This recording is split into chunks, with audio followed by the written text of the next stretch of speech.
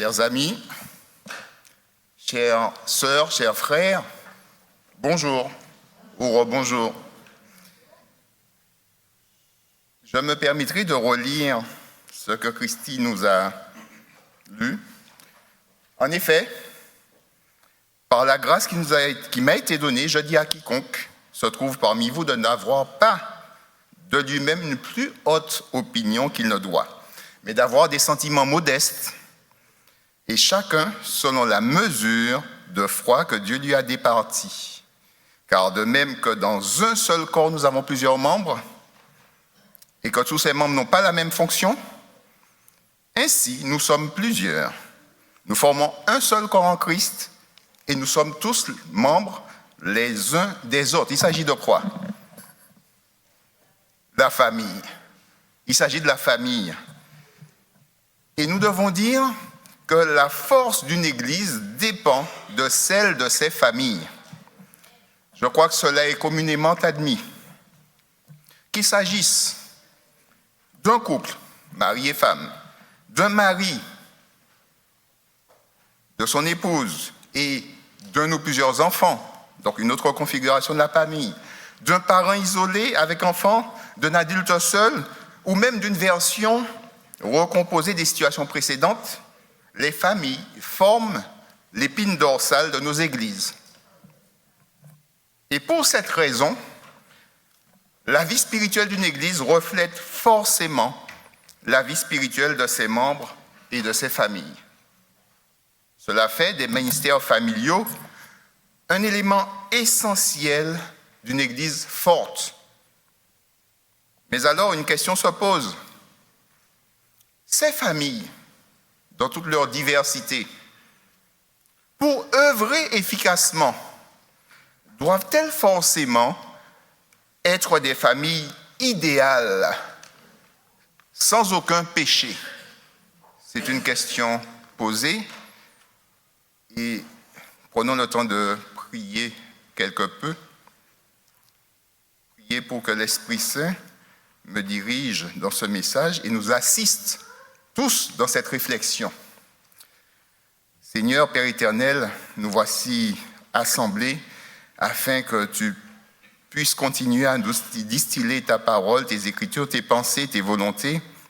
Nous te demandons de nous éclairer, de nous accorder ton esprit afin que ce matin, nous soyons éclairés, édifiés et que je puisse être le porteur de ta volonté. Amen. Les principes directeurs de la Bible requièrent des chrétiens qui s'efforcent de répondre aux besoins spirituels, physiques, intellectuels, émotionnels et sociaux des individus, des couples et des familles qui constituent le tissu de la communion fraternelle dans l'Église. Et lorsque l'Église répond aux besoins des familles de la même façon que Jésus l'a fait pour ceux qui l'entouraient, eh bien ces familles sont restaurées tout simplement dans leur intégrité. Et lorsque les familles se sentent complètes et ont des relations harmonieuses, eh bien tout simplement elles sont davantage susceptibles de se consacrer aux objectifs divins. Finalement, un foyer devrait être le genre d'endroit où les valeurs les plus nobles, celles de Christ, sont transmises. Dans Témoignage pour l'Église, nous pouvons lire « Dieu veut que les familles de la terre soient un symbole de la famille dans le ciel. Les foyers chrétiens, établis et dirigés conformément au plan de Dieu, sont parmi les agents les plus efficaces pour la formation du caractère chrétien et pour l'avancement de son œuvre. Autrement dit, les familles sont un outil pour le plan de Dieu. Et les outils, on s'en sert, on les utilise et ils sont perfectibles. Au fur et à mesure de l'avancée de la connaissance, l'outil, on l'améliore. On essaie de travailler dessus afin qu'il se bonifie. Alors, une question a été posée tout à l'heure, j'ai posé une question. Les familles doivent-elles forcément être des familles idéales? Autrement dit, Dieu s'appuie-t-il sur un modèle idéal? Dieu a créé les familles. Et donc, on a vu que la famille devrait être le lieu où les enfants sont élevés afin qu'ils puissent aimer Dieu et interagir en harmonie les uns avec les autres. Mais quand le péché est entré en scène, les familles ont été affectées et très souvent sont devenues dysfonctionnelles, engendrant par là même des schémas dysfonctionnels. De quelle dysfonction, de quel schéma dysfonctionnel il s'agit aujourd'hui? Je vais en citer quelques-uns. Une liste malheureusement non exhaustive. On peut citer les secrets de famille. Autour de vous, on fait semblant. Personne ne parle. Au lieu de cela, les blessures que les uns et les autres peuvent éprouver sont supportées en silence. Et tout est fait pour présenter intacte une certaine image familiale aux yeux des autres. J'en cite un deuxième, ce qu'on appelle la triangulation. La participation des enfants dans les conflits conjugaux. Cela inclut très souvent des relations biaisées, des sortes de médiation bancale, du favoritisme, de la manipulation et toutes sortes de rapports ou relations inappropriées. Je vais citer encore une communication inefficace. Trop souvent, la communication est indirecte au sein de la famille. Elle est quelquefois accusatrice, abusive, colérique, réactive, voire conflictuelle, évitante quelquefois ou passive. Je citerai encore le fait de blâmer autrui pour ses propres fautes. Ça, c'est assez courant et c'est même facile, ça peut même devenir un sport. Beaucoup d'entre nous évitent d'assumer la responsabilité de leurs propres actions en rejetant la responsabilité sur les autres. Je citerai encore, désolé, la liste est peut-être un peu longue, j'espère qu'elle ne vous énerve pas, ne vous ennuie pas. L'abandon. L'abandon peut être physique et ou émotionnel, ce qui fait que les membres de la famille se sentent seuls et en insécurité. Le déni, il consiste à nier, voire à minimiser les problèmes. Des limites mal perçues, des limites concernant les rôles respectifs. Les familles, quelquefois, sont enchevêtrées ou déconnectées même. Certains membres ne respectent pas le droit d'autres membres de dire non et d'être différents. Les douleurs familiales non prises en compte. On souffre, mais personne ne s'en occupe ouvertement pour y remédier. Mais je citerai enfin des effets générationnels. Donc, souvent, issus de familles dysfonctionnelles, beaucoup d'enfants deviennent des adultes qui portent la douleur dans leurs propres relations. Les effets des mauvaises actions et des péchés des générations précédentes sont tout simplement transmis. Ces effets sont transmis à la génération suivante. Pourquoi? Parce que les membres de la famille sont affectés par les problèmes et tout simplement perpétuent par mimétisme, par habitude, des manières dysfonctionnelles d'interagir dans leurs propres relations. Désolé pour la liste. J'ajouterai qu'en fait, de nombreuses églises, peut-être pas la nôtre, accueillent en proportion plus ou moins importante des personnes brisées et qui ont été blessées. La personne divorcée ou en cours de divorce, la personne déprimée, l'alcoolique, l'usager d'opioïdes ou d'autres substances, l'abusé et l'agresseur, la famille dont les enfants sont rebelles et dissolus, le couple qui n'arrive tout simplement pas à vivre en harmonie, à vivre ensemble, le célibataire solitaire qui souffre de sa solitude, etc., etc. Alors on peut se dire, mais qu'est-ce qu'il en était dans les temps bibliques? Qu'est-ce qu'il en était? Eh bien, pardon? Même profil. Eh bien, il est très facile, effectivement, comme le dit Sandra, de trouver des histoires de familles dysfonctionnelles. On prend quelques exemples? Caïn, Genèse 4, 8. Il a tué son frère Abel parce qu'il était jaloux. Pendant qu'ils étaient dans le champ, Caïn attaqua son frère Abel et le tua. Sarah, qu'est-ce qu'elle a fait, Sarah? Elle a envoyé sa servante pour donner un fils à Abraham, puis a exigé qu'elle, la servante et l'enfant, soient expulsés de la maison parce qu'elle était jalouse. Abraham, lui, il était déchiré entre choisir une femme et un enfant plutôt qu'un autre, et il céda aux demandes de Sarah. Il s'agit d'un dilemme, vraiment un dilemme, similaire à certaines situations actuelles de familles recomposées où quelqu'un doit choisir entre un nouveau conjoint et un enfant issu d'une relation antérieure.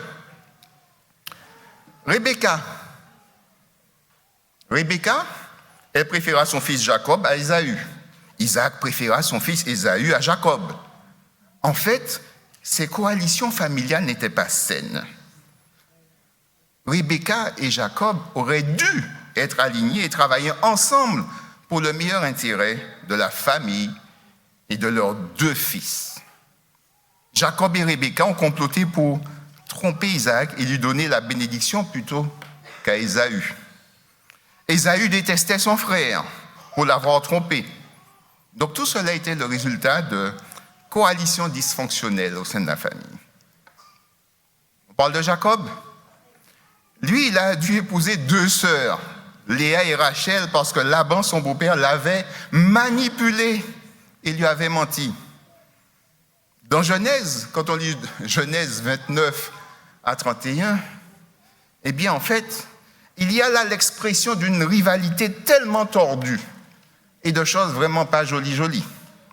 Léa conçoit 6 fils, à savoir Ruben, Siméon, Lévi, Juda, Issachar, Zabulon, et une fille Dina. Dans sa rivalité avec Rachel, elle demande à Bila de coucher avec Jacob. Bila donne à celui-ci 2 fils, Dan et Naphtali. Léa n'est pas encore satisfaite. Elle demande donc à Zilpa qu'il lui donne Gad et Asher. Et enfin, Dieu entend la supplique de Rachel d'avoir des fils. Et elle donne naissance à Joseph et Benjamin. Et parce qu'il était le favori de Jacob, les enfants de Léa haïssaient Joseph, le fils de Rachel. Et ils conspirèrent pour le tuer. Ils l'ont même vendu comme esclave. On parle de Lot? Eh bien, ses filles l'enivrèrent, puis couchèrent avec lui pour avoir des enfants. Élie, lui, il a fait un excellent travail en élevant Samuel. Mais il a permis à ses propres fils de désobéir, ce qui a porté jugement sur toute sa lignée familiale. Abraham, par peur, il a menti en disant que Sarah n'était pas sa femme, affirmant qu'elle était sa sœur. Isaac, son fils, fit plus tard la même chose avec sa femme Rebecca. David a commis l'adultère avec Bethsabée et a fait tuer son mari. L'enfant de Bethsabée est mort. Amnon, le fils de David, a violé sa demi-sœur Tamar qui a ensuite vécu dans la honte. David n'a rien fait. C'est devenu un secret de famille. On mentionnait tout à l'heure les secrets de famille. Donc il y a une sorte de continuité. Et son frère Absalom le tua 2 ans plus tard. Il ne l'a jamais confronté ouvertement à ça. Il n'en parlait pas. Pourtant, au lieu d'en parler, il détestait son frère dans son cœur, et il conspirait pour le tuer. En fait, on ne peut que constater que dans les Écritures, en particulier dans l'Ancien Testament, il est extrêmement difficile de trouver un modèle familial parfaitement réussi. Pourtant, très souvent, et la littérature et abondante, voire même surabondante, quand on évoque les relations familiales, de trouver quelquefois des livres, des écrits, des manuels qui partent d'une base familiale sereine. Vous voyez les images? Ça semble si facile. Donc, après ce premier constat, après avoir égrené toutes ces situations qui durent depuis des millénaires, donc cela ne date pas d'aujourd'hui, on a très souvent tendance à dire « Oh, maintenant, les relations, les enfants », ben non, malheureusement, le péché a fait que ce type de relation se perpétue depuis très longtemps, depuis trop longtemps. Et pourtant, Dieu nous aime, il est avec nous. On l'a vu. La Bible est d'une réalité factuelle troublante, voire même très troublante. On ne cache rien, la Bible ne cache rien. Il faut faut dire ce qu'il y a. Quelquefois même, il peut s'agir de personnes bien intentionnées, mais souvent pleines de défauts. L'un peut aller avec l'autre. De familles désorganisées. Il peut s'agir de souffrances, voire même de violence extrême. Mais vous avez vu, vous l'avez constaté, le dysfonctionnement des familles existe depuis que le péché s'est installé dans ce monde et les effets générationnels se poursuivent encore aujourd'hui. Est-ce qu'on peut donner les ingrédients? Dire comment, en fait, on peut essayer de voir une recette du dysfonctionnement. Dans une maison, vous mettez un groupe de pécheurs égoïstes, partageant des biens, des activités, ayant des personnalités différentes, une répartition inégale du pouvoir. Ce sont des foyers, n'est-ce pas? Et vous avez les ingrédients et une recette de dysfonctionnement. Cela veut dire qu'en fait, la propension à dysfonctionner est extraordinairement forte. Extraordinairement forte. C'est tellement plus facile de dysfonctionner.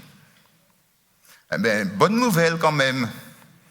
Dieu a aimé et a utilisé des familles dysfonctionnelles dans la Bible. Il suffit, non pas développer, mais il suffit de penser à la postérité et à l'héritage d'Abraham. Il suffit de penser à David, roi d'Israël, béni de Dieu. Que dire de Salomon? Considérez Salomon comme s'il fallait trouver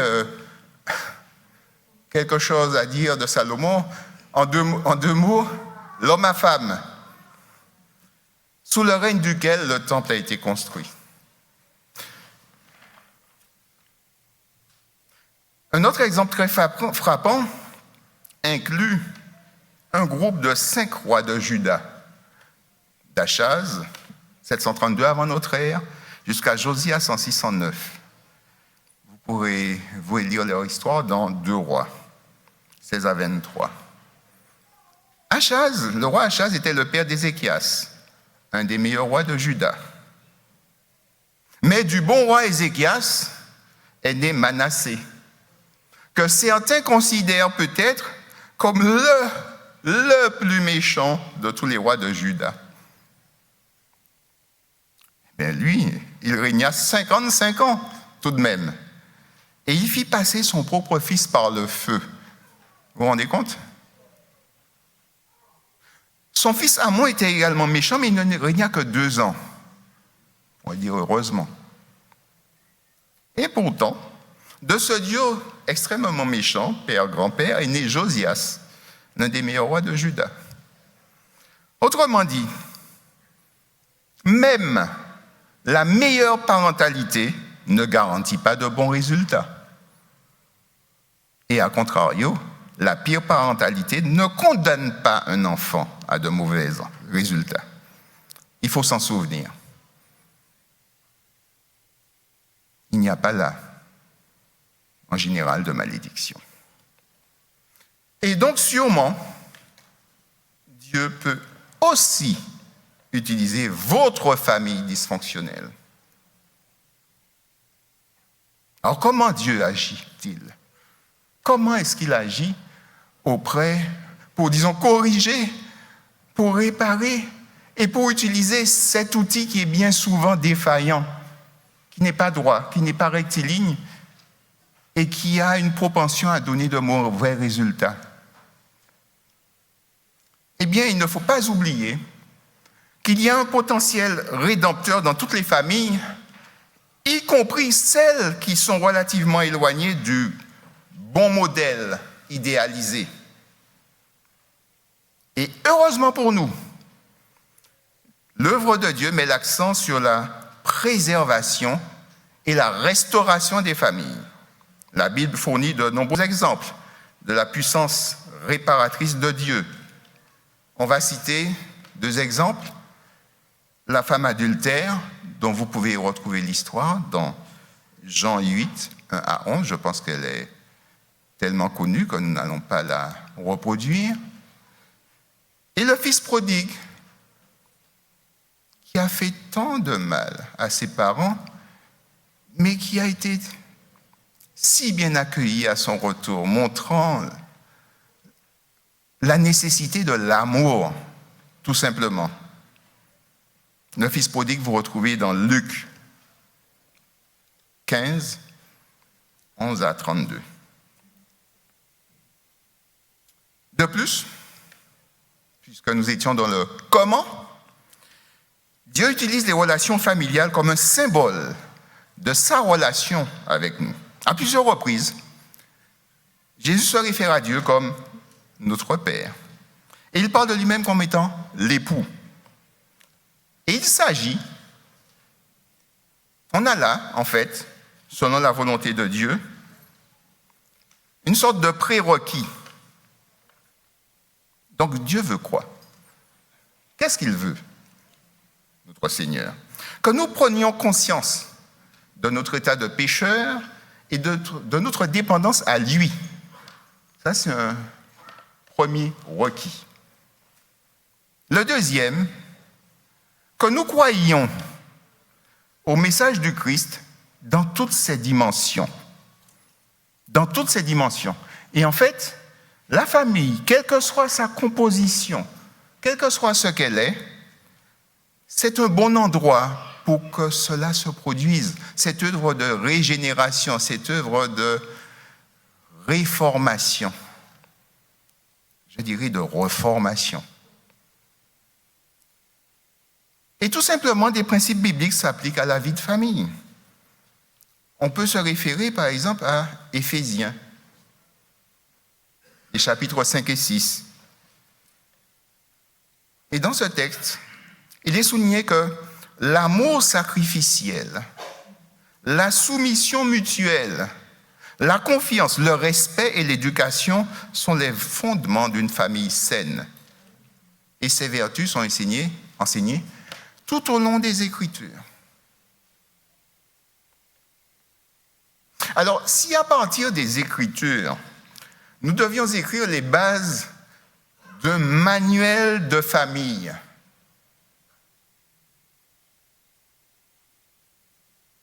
utilisable quelles que soient les croyances, quelles que soient les cultures, quelles en seraient les lignes directrices? Alors, je précise, un manuel, si nous devions écrire les bases, parce que, en fait, qu'est-ce qu'il dit là, Gérard? Il y en a plein. Il y en a plein. Mais quelquefois, qui partent tout simplement de modèles et du modèle idéal. Or, celui-ci est très peu, trop peu répandu sur terre, dans nos églises. Donc, un manuel qui serait réaliste, qui serait à notre portée. Quelquefois, certains d'entre nous, par rapport à la littérature, par rapport aux modèles, par rapport aux conférences qui sont données, voient que la barre est mise tellement haut que quelquefois on est découragé. Donc un manuel qui nous aiderait vraiment. À l'heure actuelle, puisque nous sommes en 2024, et pour s'adresser à toute génération, je pourrais dire un e-book, ok? Quelque chose de facilement transmissible. Eh bien, tout simplement, et de manière, et avec humilité, on pourrait se référer à Galates 5. De quoi s'agit-il? Des fruits de l'esprit. En fait, remettre la question des valeurs, non pas seulement la mission,